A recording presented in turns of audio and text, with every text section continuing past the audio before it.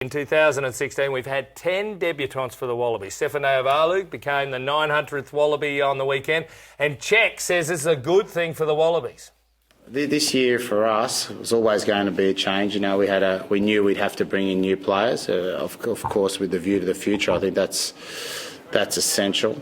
We always want to mix them with a blend of experienced players as well, so they're learning. But we've got 15 tests against the top, I don't know if it's the top 8 countries or whatever.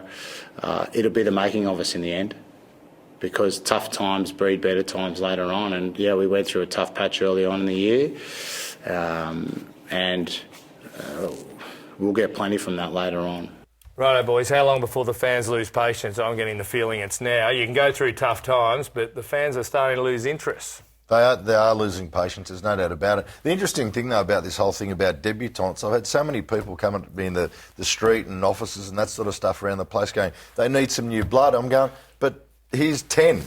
Let's just talk about these 10. Well, we show it perfectly here. The Fox Sports Lab's been busy looking at all the debutants thanks to H&R Block.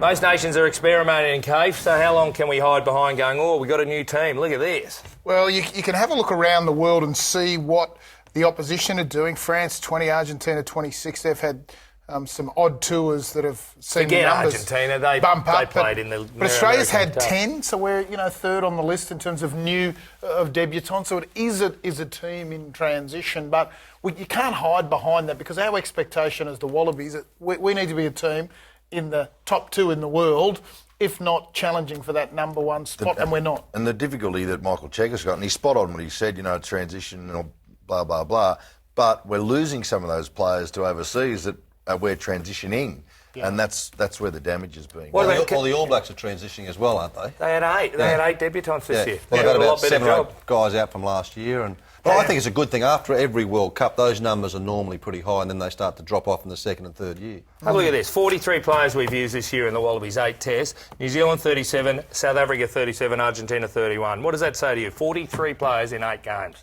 We've had a lot of injuries. Injuries, Injuries, righto.